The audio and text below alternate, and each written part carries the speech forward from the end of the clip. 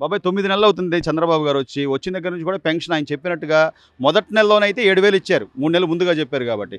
ఇప్పుడు 4,000 వస్తుందా? ఏమైనా తగ్గిస్తున్నారా? 4,000 వస్తున్నాయి. కరెక్ట్‌గా టయానికి ఇస్తున్నారు. పొద్దున్నే వచ్చేస్తున్నారు చీకటితోనే. హ్మ్. అందరూ చక్కగా సంతోషంగా తీసుకుంటున్నారు. ఆ!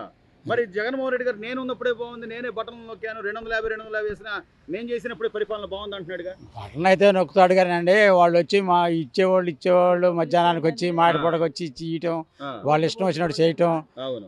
ఈ పరిపాలన, ఈ రోడ్లు అవును. ఎంత ఇబ్బంది పడ్డారో, ఎన్ని యాక్సిడెంట్లు అయినాయో, అవును. ఎన్ని అయి ప్రాణాలు పోయి ఉంటాయి. ఎన్ని ప్రాణాలు పోయినాయి. ఇక్కడ మా కళ్ళ ముందే చాలా యాక్సిడెంట్లు అయినాయి. చాలా బాధలు పడ్డారు జనం. హ్మ్. రక ముందు కూడా బాబాయ్ కనీసం ఆ ముందు ఏం అమ్ముతున్నారో తెలియక మందు వల్ల కూడా చాలా మంది ఇబ్బందులు పడ్డారంటున్నారు. బాగా ఇబ్బంది పడ్డారండి మందు వల్ల. ఆ! ఆ పచ్చి మందు తాగి చాలా మంది కుటుంబాలు చాలా కుటుంబాలు బాగా నాశనం అయిపోయినాయి. హ్మ్. ఆ రకంగా ఇప్పుడు బాధపడిపోయారు. ఎట్లుంది బాబాయ్? ఇప్పుడు ఎట్లుంది పరిపాలన? ఇప్పుడు పరిపాలన బ్రహ్మాండంగా ఉందయ్యా. హ్మ్. నెంబర్ 1గా ఉంది. చక్కగా చేస్తున్నారు. హ్మ్.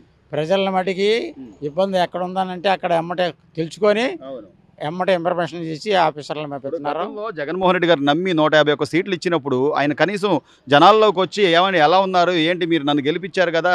నేను మీకు సేవ చేస్తా అట్లా ఏ రోజైనా వచ్చాడు బాబాయ్? ఏ రోజైనా జనాల్లో? ఏమంటే ఆయన రాటాకి ఈయన చేస్తే ఆయనకి భయం అండి. ఆ! అడుగుతారని వస్తే అవును. అందుకని రాలా. రాలా. ఆ భయం మూలకని రాలా. ఇప్పుడు మరి కళ్ళు మూసుకొని నేను వచ్చేస్తా మళ్ళీ 4 ఏళ్ల తర్వాత నేను వస్తాను అంటున్నాడుగా. అవన్నీ నేను చెబుతానండి బాగానే. హ్మ్. సుఖమేముందది. అవును. ఈసారి ఇంకా 11 కాదు, ఇంకా 4 ఒకటి రమ్మను ఈసారి హ్మ్. తెలిసిద్ది ఆయనకి. జనాలకు తెలుసు కళ్ళకు కనపడుతుంది. ఏమండి ప్రజలు మహా తెలియగలవాళ్ళయ్యారు ఇప్పుడు. అవును. ఇంతవరకు మళ్ళీ అమాయకులు కాదు.